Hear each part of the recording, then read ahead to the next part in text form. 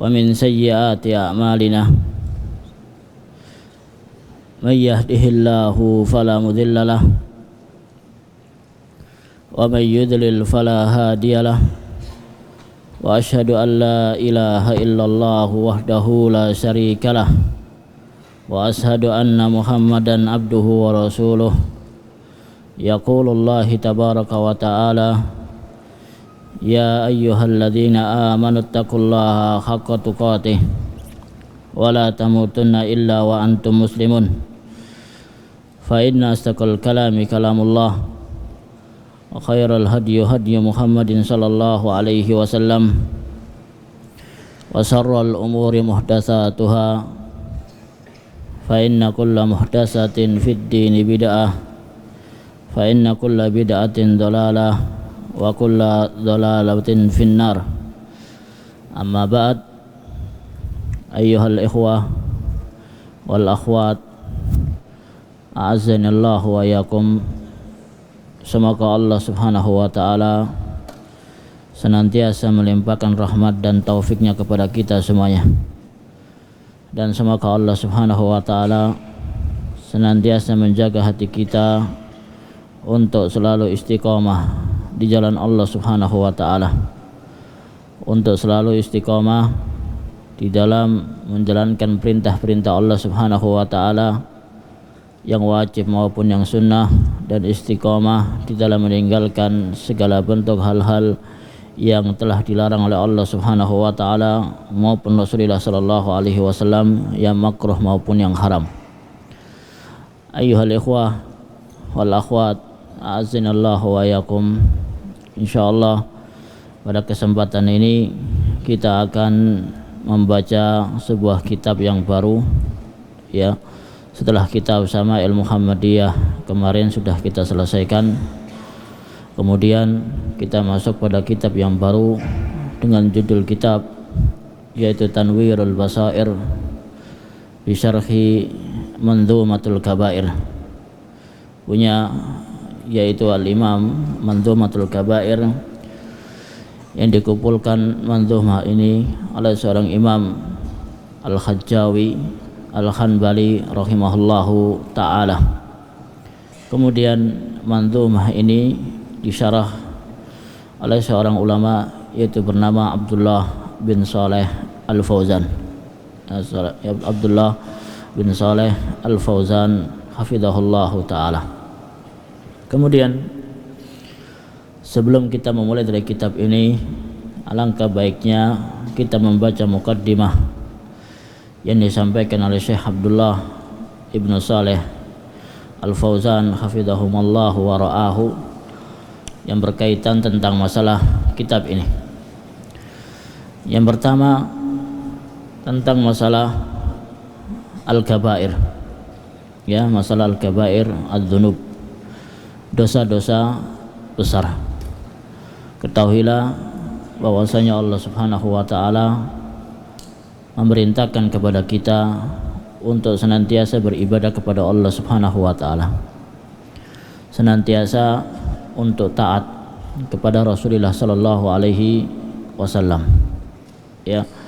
Akan tetapi ketika iblis laknatullahi alaihi berjuang untuk menyesatkan manusia, iblis berusaha bagaimana menyeret manusia ke dalam hal-hal yang dimurkai oleh Allah subhanahu wa ta'ala maupun yang dimurkai oleh Rasulullah sallallahu alaihi wasallam. Ketika iblis diperintahkan oleh Allah subhanahu wa ta'ala untuk sujud kepada Nabi Adam alaihi salatu wasalam, ya, maka iblis menolak, dan dia itu bersombong, bahkan dia itu bersumpah akan menggoda manusia, akan menyesatkan manusia. Maka Imam Ibnu Qayyim rahimahullahu ta'ala menjelaskan pula bagaimana jeratan-jeratan iblis, ya, bagaimana propaganda iblis untuk menyesatkan manusia, bagaimana tahapan-tahapannya.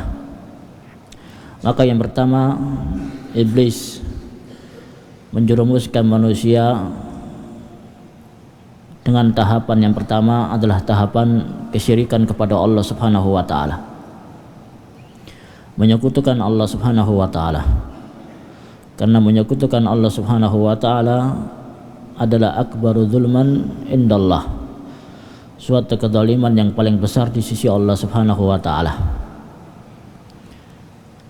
Kemudian Allah Subhanahu wa taala juga menyebutkan bagaimana wasiatnya Luqman Al-Hakim, yang mana Allah Subhanahu wa taala menyebutkan di dalam Al-Qur'an, ya inna syirka ladzulmun adzim, bahwasanya syirik adalah merupakan dosa yang paling besar, merupakan kezaliman yang paling besar. Bagaimana Allah Subhanahu wa taala yang telah memberikan kepada kita rizki, Allah Subhanahu wa taala yang menciptakan kita semuanya, lantas kita itu menyekutukan Allah Subhanahu wa taala. Mungkin kita sudah banyak menghafalkan dalil bagaimana kita itu pentingnya menjaga tauhid kita, menjaga keimanan kita kepada Allah Subhanahu wa taala, dan bahayanya orang-orang yang melakukan kesyirikan kepada Allah Subhanahu wa taala.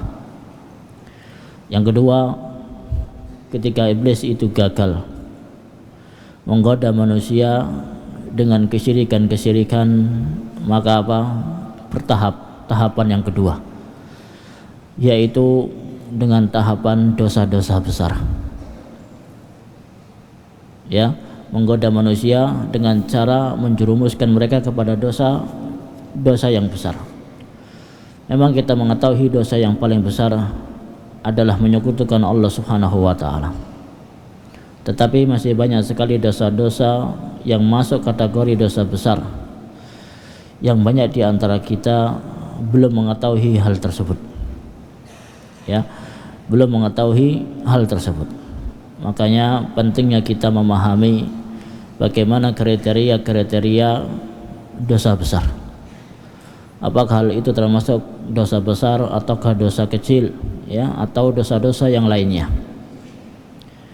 Kemudian ketika iblis, ya, itu gagal, yang kedua tadi lupa, sebenarnya yang kedua adalah menjerumuskan manusia dengan acara-acara bid'ah. Ya. Tahapan yang kedua setelah kesyirikan adalah dengan bid'ah. Karena apa? Dengan orang yang dia melakukan kebid'ahan, maka dia itu menganggap bahwasanya amalan itu baik. Ya, bahwasanya amalan itu baik. Tetapi yang baik bagi manusia belum tentu itu baik bagi Allah Subhanahu wa taala. Ulama juga menyebutkan al-bid'atu ahabbu ilal iblisa minal maksiyah, bahwasanya iblis itu lebih suka, ya, dengan orang-orang yang dia itu melakukan kebid'ahan daripada orang-orang yang dia itu melakukan kemaksiatan. Kenapa pada zaman sekarang polisi tidak bisa, ya, menangkap orang-orang pelaku bid'ah? Karena apa? Orang pelaku bid'ah menganggap dirinya mengamalkan suatu amalan berdasarkan dengan dalil. Tapi apa yang menjadi perbedaan dengan ahlu sunnah wal jamaah, mereka memiliki pemahaman yang salah. Karena apa? Kita diperintahkan oleh Allah Subhanahu wa taala, dan termasuk salah satu haknya Rasulullah sallallahu alaihi wasallam adalah ittiba'u sunnatihi, yaitu hendaknya kita mengikuti sunnah-sunnahnya. Rasulullah sallallahu alaihi wasallam bersabda, "Alaikum bisunnati, ya, wa sunnatil khulafa'ir rasyidin al-mahdiyyin, adzu 'alaiha bin nawajid." Maka hendaknya kalian mengikuti sunnah-sunnahku, mengikuti petunjuk dari Rasulullah sallallahu alaihi wasallam. Karena apa? Rasulullah sallallahu alaihi wasallam adalah orang yang paling utama, yang perlu kita contoh, karena beliau melakukan suatu amalan berdasarkan dengan wahyu. Beda dengan kita semuanya. Kadang-kala kita melakukan sesuatu berdasarkan dengan akal pikiran kita. Kadang-kala pula kita melakukan sesuatu berdasarkan dengan hasil istima', ya, hasil musyawarah, hasil dari kumpul, yang mana bisa itu menjadi suatu kesalahan bagi kita semuanya. Tetapi Rasulullah sallallahu alaihi wasallam melakukan suatu amalan berdasarkan dengan wahyu. Karena suatu ibadah hukum asalnya adalah haram sampai ada dalil yang mensyariatkan ibadah tersebut. Berbeda dengan duniawi, ya, masalah makanan, masalah pakaian, ya, masalah minuman, hukum asalnya adalah halal, hukum asalnya adalah mubah sampai ada dalil yang menerangkan tentang keharaman hal tersebut. Berbeda dengan masalah ibadah, ya, kita diperintahkan oleh Allah Subhanahu wa taala untuk ibadah. Bukankah dalam masalah salat Allah Subhanahu wa taala mengatakan wa aqimus salata wa atuz zakata warka'u ma'ar raki'in, ya, tunaikan salat dan tunaikan zakat dan rukulah sebagaimana aku ruku, ya, dan bersamalah orang-orang yang ruku, yaitu menjalankan salat secara jamaah. Hal ini menunjukkan bagaimana yaitu kita menjalankan suatu ibadah di atas tuntunan dari Rasulullah sallallahu alaihi wasallam. Kemudian yang ketiga adalah dengan dosa-dosa besar. Iblis menjerumuskan manusia dengan dosa-dosa yang besar. Bagaimana kita disibukkan dengan suatu dosa?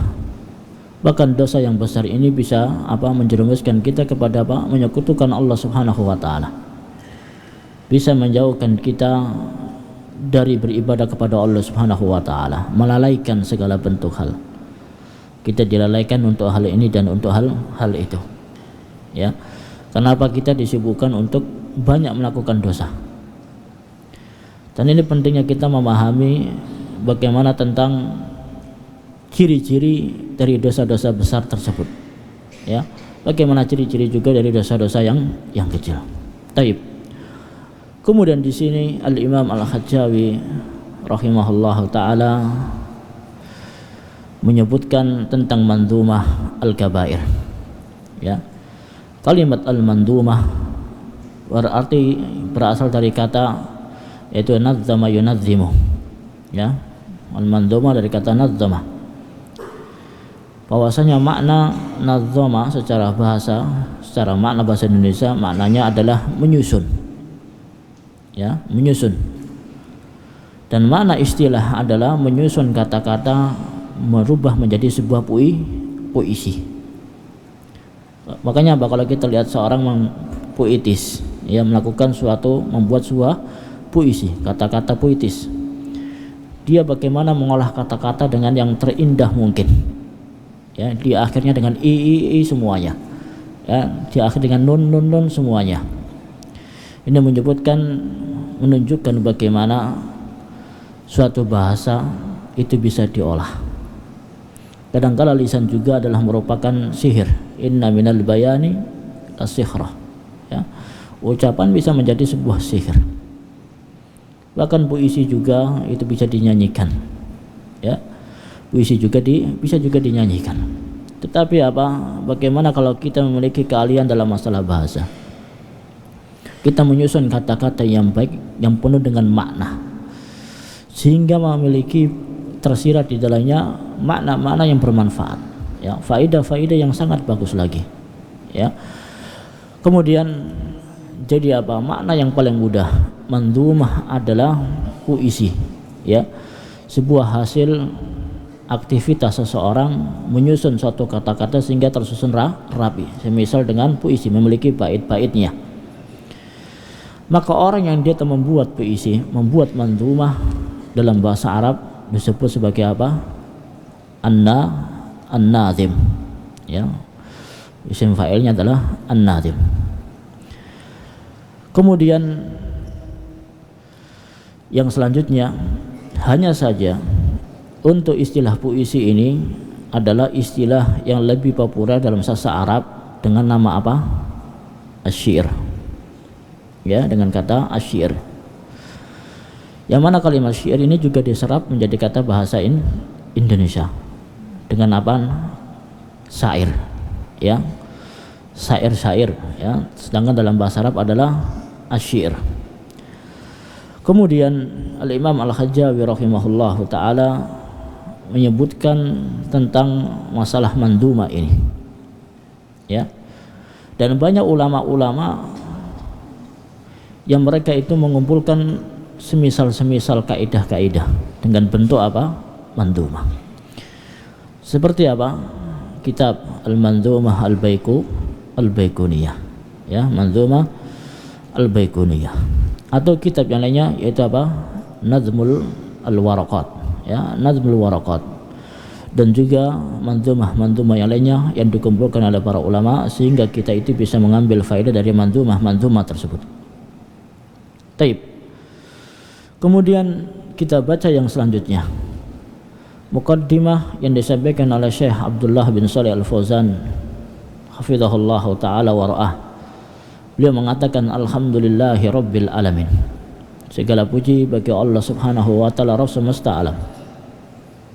Sebagaimana kita sebutkan pada yang sebelum-sebelumnya, minas sunnah, di antara sunnah-sunnah fil qaul, di dalam ucapan, yabda'u bimada, yabda'u bilhamdalah. Di sini kitab manzumah ini awalnya adalah penjelasan beliau ketika dalam suatu muhadarah, ya, penjelasan beliau dalam suatu muhadarah kemudian dibukukan. Dan kalau antum melihat kitab-kitabnya Syekh Saleh Muhammad bin Shalih Al-Utsaimin, ya, rahimahullahu taala, itu banyak sekali adalah merupakan kajian-kajiannya beliau, ya, kajian-kajiannya beliau kemudian disimpan dalam sebuah kaset, dalam sebuah CD, kemudian apa, kita dengarkan, kemudian kita ketik. Dulu banyak sekali para tulabul ilm, penuntut ilmu yang mereka itu mulazamah di Unaiza, ya, di markasnya Syekh Utsaimin rahimahullahu taala. Mereka banyak beliau mengetik ulang dari kajian-kajiannya beliau, ya, dari kaset-kaset rekaman-rekamannya diketik ulang menjadi sebuah tulisan, kemudian diedit, ya, dirapikan, kemudian dicetaklah menjadi sebuah kitab, ya, dicetaklah menjadi sebuah kitab. Sama dengan kitab yaitu Tanwirul Basair bi Syarh Manzumatul Kabair yang disyarah oleh Syekh Abdullah bin Shalih Al-Fauzan. Kalau antum cari rekamannya beliau itu ada di dalam internet, ya, antum cari rekamannya ketika beliau daurah, itu sama persis dengan ada tulisan yang kita akan baca nanti, ya. Makanya beliau mengatakan alhamdulillahi rabbil alamin, segala puji bagi Allah subhanahu wa ta'ala. Berbeda dengan kalau orang yang kita mau menulis. Makanya nanti di dalam Al-Imam Al-Hajjawi rahimahullahu ta'ala di awal manzumahnya memulai dengan apa? Bismillahirrahmanirrahim. Karena sunnah di dalam kitabah dimulai dengan basmalah. Sebagaimana Rasulullah sallallahu alaihi wasallam ketika beliau ingin menulis suatu risalah, menulis suatu surat ke raja-raja, maka beliau menuliskan dengan muqaddimah Bismillahirrahmanirrahim min Muhammad ibnu Abdullah Rasulullah sallallahu alaihi wasallam ila maliki kada wa kada. Beliau menyebut nama Allah subhanahu wa ta'ala dari Muhammad ibnu Abdullah, ya, utusan Allah subhanahu wa ta'ala kepada raja ini dan raja itu. Dan contoh yang paling nyata adalah surat di dalam Al-Quran. Semua dimulai dengan apa? Bismillahirrahmanirrahim. Ma'ada suratul Bara'ah, selain apa? Surat At-Taubah atau surat Al-Bara'ah. Sedangkan apa? Orang yang dia itu berkhutbah, ya, khutbah adalah dengan lisan, maka dimulai dengan apa? Dengan hamdalah, dengan memuji kepada Allah subhanahu wa ta'ala. Makanya beliau mengatakan alhamdulillahi rabbil alamin, segala puji bagi Allah Rabb semesta alam. Karena apa? Kita harus banyak bersyukur kepada Allah subhanahu wa ta'ala. Allah subhanahu wa ta'ala, ya, yang memberikan segala bentuk kenikmatan kepada kita. Kemudian Rabbil alamin, dan ini menunjukkan rububiyahnya Allah subhanahu wa ta'ala, menunjukkan ketuhanannya Allah subhanahu wa ta'ala, bahwasanya Allah subhanahu wa ta'ala Rabb segala makhluk yang ada di muka bumi ini, dan Allah subhanahu wa ta'ala adalah Khaliq, pencipta. Wa amma siwahu fahuwa makhluk, adapun yang lainnya adalah makhluk Allah subhanahu wa ta'ala. Maka kita harus banyak memuji Allah subhanahu wa ta'ala sebagai bentuk keagungan kita kepada Al-Khaliq, kepada sang pencipta. Kemudian beliau melanjutkan wassalatu wassalamu ala asrafil anbiya'i wal mursalin, dan salawat dan salam semoga tercurahkan kepada nabi kita asrafil anbiya, paling mulia dari para nabi dan paling mulia dari para utusan-utusan Allah Subhanahu wa taala. Ini menunjukkan bagaimana keutamaannya Rasulullah sallallahu alaihi wasallam. Bahkan di dalam Al-Qur'an, ya, Allah Subhanahu wa taala tidaklah memanggil Rasulullah sallallahu alaihi wasallam dengan namanya beliau langsung, tidak. Beda dengan nabi-nabi yang lainnya, ya. Allah Subhanahu wa taala memanggil Nabi Adam, ya Adam uskun anta wa zawjukal jannah, ya. Memanggil nabi-nabi yang lainnya menggunakan namanya. Tetapi apa Allah Subhanahu wa taala memanggil Rasulullah sallallahu alaihi wasallam yaitu dengan julukannya beliau, bukan dengan namanya. Dan ini menunjukkan kemuliaannya Rasulullah sallallahu alaihi wasallam. Dan beliau adalah penutup para nabi, ya. Tidak ada nabi setelah Rasulullah sallallahu alaihi wasallam. Maka barang siapa yang meyakini adanya nabi setelah Nabi sallallahu alaihi wasallam, maka dia itu sungguh kafir. Kemudian juga Rasulullah sallallahu alaihi wasallam adalah orang yang pertama kali akan masuk ke dalam surga, yang membuka pintu surga. Awwalu ma yuftatahu bihil jannah man huwa Rasulullah sallallahu alaihi wasallam. Pertama kali membuka pintu surga adalah Rasulullah sallallahu alaihi wasallam, ya. Ini menunjukkan bagaimana keutamaannya Rasulullah sallallahu alaihi wasallam. Nabiyuna Muhammad, ya, di sini ditakkid, ya, dikuatkan yang dimaksud asrafil anbiya wal mursalin adalah siapa? Nabi kita Nabi Muhammad sallallahu alaihi wasallam wa ala alihi, dan kepada keluarganya. Keluarganya Rasulullah sallallahu alaihi wasallam memiliki kedudukan, ya. Istri-istrinya Rasulullah sallallahu alaihi wasallam, abna'uhu wa auladuhu, ya, anak-anaknya, putra dan putrinya Rasulullah sallallahu alaihi wasallam memiliki keutamaan. Dan ya, di antara wanita yang paling baik di sisi Rasulullah sallallahu alaihi wasallam adalah Khadijah binti Khuwailid, dan juga Aisyah radhiyallahu taala anha, dan juga istri-istrinya Rasulullah sallallahu alaihi wasallam yang lainnya, wa ashabihi ajmain, dan semua para sahabat-sahabatnya Rasulullah sallallahu alaihi wasallam.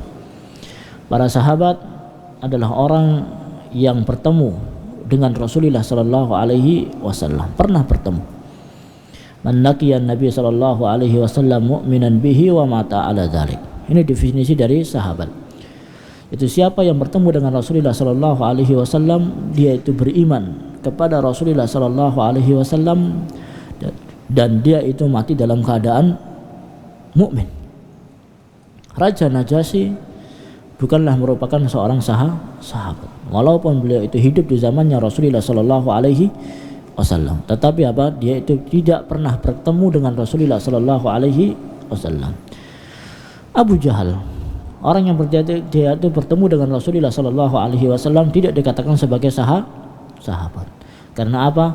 Dia tidak beriman kepada Rasulullah sallallahu alaihi wasallam. Wa man tabi'ahum wa sara ala nahjihim ila yaumiddin, dan orang-orang yang selalu mengikuti Rasulullah sallallahu alaihi wasallam, ya. Dan sebaik-baik zaman adalah zamannya para sahabat, kemudian zamannya para tabi'in, dan zamannya para tabi'ut tabi'in. Khairul quruni qarni thumma alladhina yalunahum thumma alladhina yalunahum. Sebaik-baik zaman adalah zamannya Rasulullah sallallahu alaihi wasallam, zamannya para sahabat, ya. Maka Allah Subhanahu wa taala memuji mereka apa? Was-sabiqunal awwaluna minal muhajirin wal ansar walladzina tabauhum bi ihsanin radhiyallahu anhum wa radwan. Ya, bagaimana para sahabat mereka itu ridho dengan perintah-perintah dari Allah Subhanahu wa taala, ridho dengan perintah Rasulullah sallallahu alaihi wasallam. Bahkan mereka itu hijrah dari negerinya, ridho meninggalkan keluarganya, ridho meninggalkan anak-anaknya, ridho meninggalkan pekerjaannya untuk apa? Hijrah bersama Rasulullah sallallahu alaihi wasallam, ya. Dan ini menunjukkan bagaimana orang-orang yang mengikuti sunnahnya beliau itu sangat berat sekali, sangat berat ujiannya. Tetapi apa? Indallahi azim, di sisi Allah Subhanahu wa taala itu sangat agung. Kemudian amma ba'du, selanjutnya faqad ja'atil adillatu syar'iyyah bitaqsimidz dzunubi ila as-saghair wal kabair. Banyak sekali dalil-dalil yang menunjukkan bahwasanya dosa itu dibagi menjadi dua macam. Ada dosa yang besar, ada pula dosa yang kecil.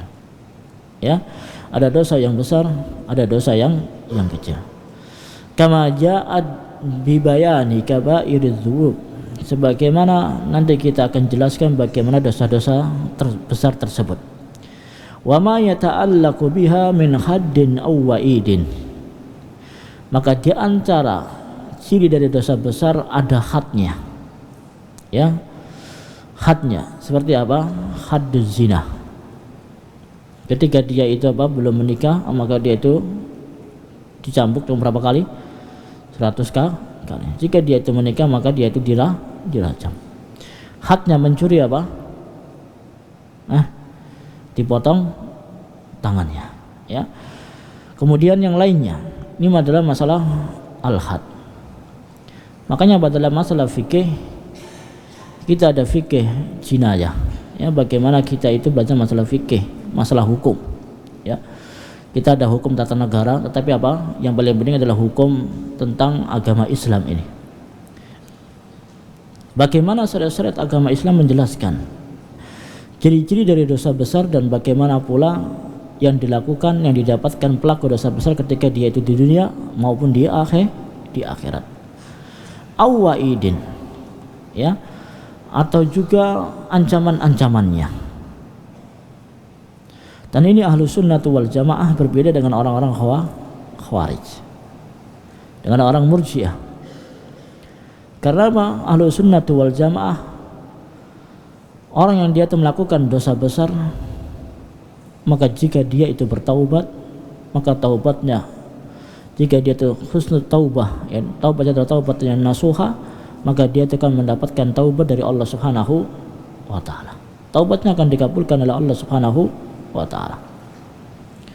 Kemudian, ya, bisa jadi apa? Allah Subhanahu wa taala mengampuni dosa-dosanya. Karena apa? Karena apa? Allah Subhanahu wa taala mengatakan, innallaha la yaghfiru ay yushraka bihi wa yaghfiru ma duna dzalika liman yasha. Dosa selain kesyirikan kepada Allah Subhanahu wa taala itu bisa diampuni dosa-dosanya oleh Allah Subhanahu wa taala. Dan ini berbeda dengan orang-orang khawarij yang mana meyakini bahwasanya apa? Pelaku dosa besar dia itu dihukumi kafir.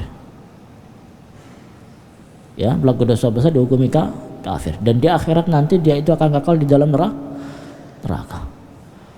Dan ini dibantah dengan firman, dengan sabdanya Rasulullah sallallahu alaihi wasallam, la yazni az-zani hina yazni wa huwa mu'min, wa la yasriku as-sariqu hina yasriku wa huwa mu'min. Tidak mungkin orang yang dia itu berzina dan dia orang mencuri ketika dia itu beriman kepada Allah Subhanahu wa taala.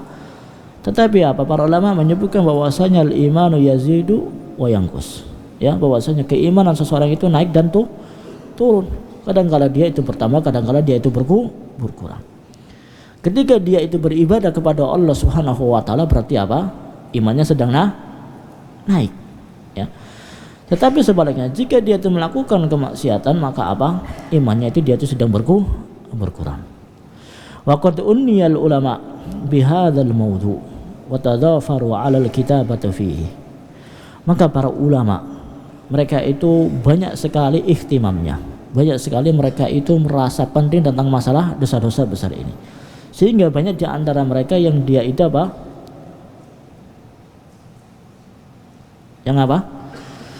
Di antara mereka banyak membuat mu'allafat, membuat kitab-kitab menjelaskan tentang al-kabair az-dzunub, tentang dosa-dosa yang besar.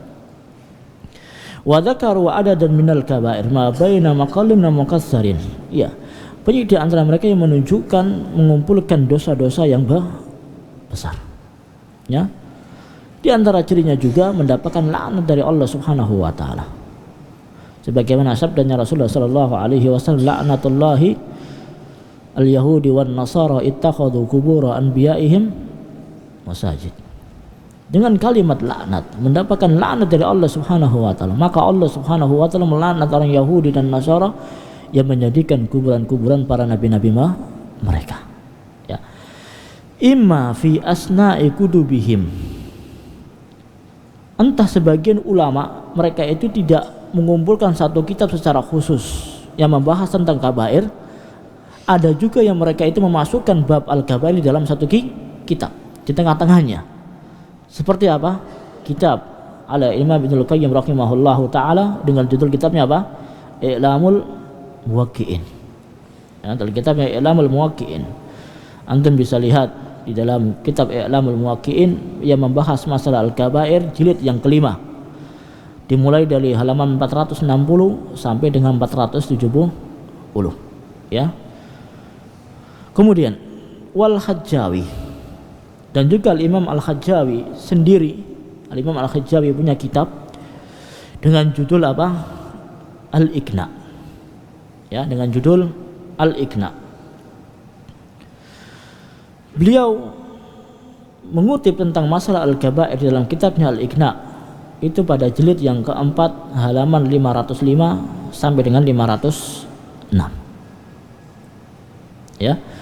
Kitab Al-Iqna itu banyak sekali. Ya. Kitab Al-Iqna sangat banyak sekali.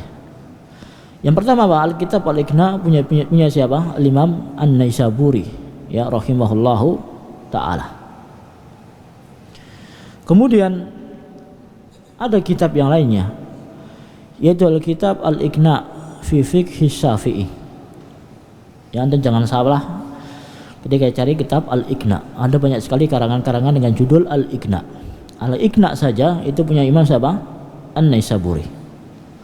Kemudian ada kitab namanya Al-Iqna fil Fiqh Syafi'i, punyanya siapa? Al-Imam Abul Hasan Al-Baghdadi. Ya, Imam Abul Hasan Al-Baghdadi. Al-Imam Abul Hasan Ali bin Muhammad Ibnu Habib Al-Mawardi Al-Basri Al-Baghdadi. Kemudian ada kitab yang ketiga dengan judul Al-Iqna fi Masailil Ijma'. Al-Iqna fi Masail Al-Ijma'.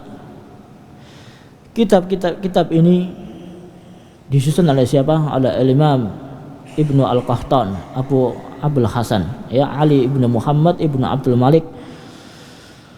Kemudian kitab yang keempat adalah kitab apa? Al-Iqna fi Khalli Al-Fat Abi Syuja. Al-Iqna fi Khalli Al-Fadi Abi Syuja, punya siapa? Al-Allamah Muhammad Asy-Syarbini rahimahullahu taala. Adapun kitab yang terakhir adalah kitab Al-Iqna li Talibil Intifa. Ya, Al-Iqna li Talibil Intifa punya siapa? Punya kitab punyanya Al-Imam Al-Hajjawi rahimahullahu ta'ala. Kemudian au fi mu'allafatin mustaqillah, ada juga kitab-kitab yang secara khusus membahas tentang al-kabair, tentang dosa-dosa besar. Tatahaddatsu an anwa'il kabair, di mana kitab ini khusus menjelaskan tentang jenis-jenisnya dosa besar. Wa hiya katsirah ma baina mansurin wa mandumah. Dan kitab ini bermacam-macam. Ada kitab dalam bentuk al-ma'thur, ya, mengumpulkan ayat-ayat dan hadis yang ma'thurah, atau dalam bentuk apa? Mandumah. Atau dalam bentuk al-mandumah. Contoh yang paling terkenal apa? Kitab Al-Kabair punya siapa? Lil Hafidz Az-Zahabi rahimahullahu taala. Ya, kitab Al-Kabair lil Hafidz Al-Mu'arrikh Abu Abdullah Muhammad Ibnu Ahmad Az-Zahabi rahimahullahu taala. Kemudian yang kedua, contohnya apa? Kitab Az-Zawajir an Iktirafil Kabair. Ya, Az-Zawajir an Iktirafil Kabair. Punya siapa? Punya siapa? Siapa yang tahu? Al-Imam Al-Allamah Ahmad Ibnu Muhammad Ibnu Hajar Al-Haytami, ya, Asy-Syafi'i rahimahullahu taala, punya Imam Al-Haytami rahimahullahu taala. Kemudian beliau melanjutkan, wa min haula alladzina ashamu fi jam'il kabair asy-Syaikh Abu Najah Musa ibnu Ahmad al-Hajjawi al-Hanbali.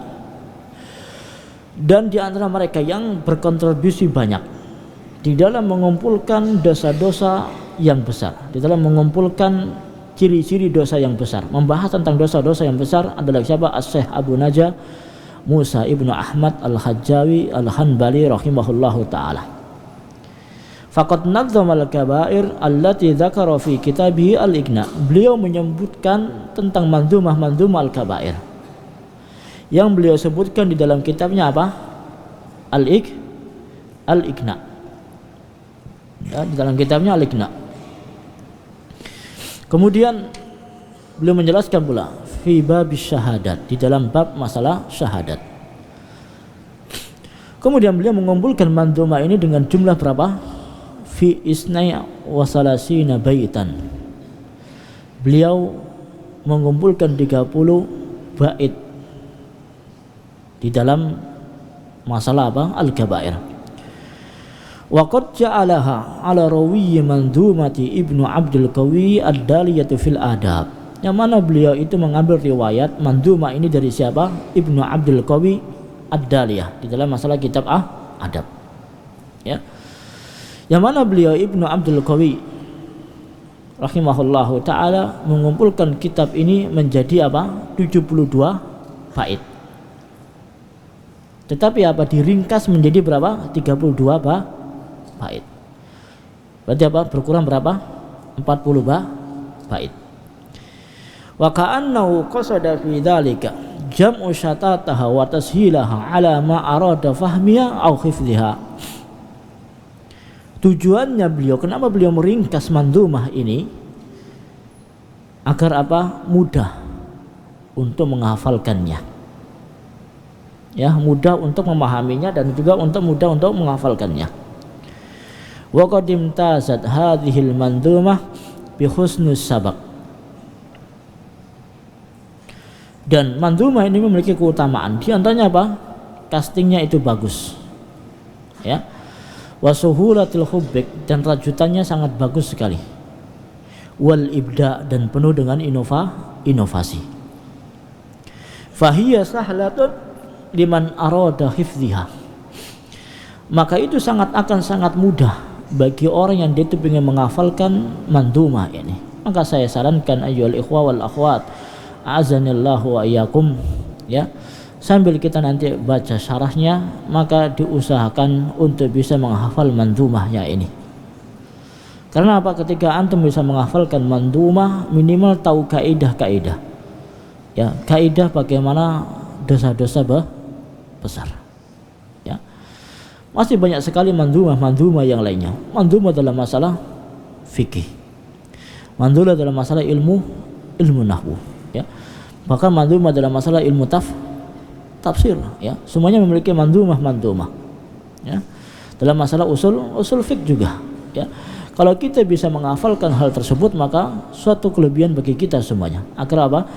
Lebih mudah di dalam yaitu menghafalkan suatu mandhumah tersebut, sehingga kita itu bisa mengambil manfaat dari mandhumah tersebut. Taib waqad sarradal Hajjawi al-kabair fi an-nadhmi taba'an lima ja'a fil Ighna. Beliau mengumpulkan mandhumah ini mengikuti apa yang beliau tulis di dalam kitab Al-Ighna. Ya, dalam kitab Al-Ighna. Itu dengan judul tadi Al-Ighna'u li talibi al-intifa. Nama kitab aslinya. Duna mura'atu li tardibiyah. Tanpa beliau itu mengikuti urutan-urutannya. Wa minal ma'lum anna ba'dul kaba'ir akbar min ba'din bin nisbati ila ma yaksiru dararuhu wa yu'zamu khataruhu. Kenapa? Kita tahu sebagian dosa-dosa besar itu ada dosa yang paling besar dari satu sisi, ya. Dari satu sisi dia itu lebih besar madaratnya. Di satu sisi apa? Dia itu lebih besar yaitu bahayanya. Thumma innahu farraqa baina ma yanbahi an yakuna mustama'an fin nusukin wahid. Ada yang dipisahkan, ada yang dijadikan satu. Ya, ada yang dipisahkan dan juga ada yang dijadikan satu. Azan ya. Tayyib. Kita lanjutkan insyaallah pada pekan yang akan datang. Wassallallahu ala nabiyyina Muhammadin wa ala alihi washabbihi wasallam. Subhanakallahumma wa bihamdika asyhadu an la ilaha illa anta astaghfiruka wa atubu ilaik. Assalamualaikum warahmatullahi wabarakatuh.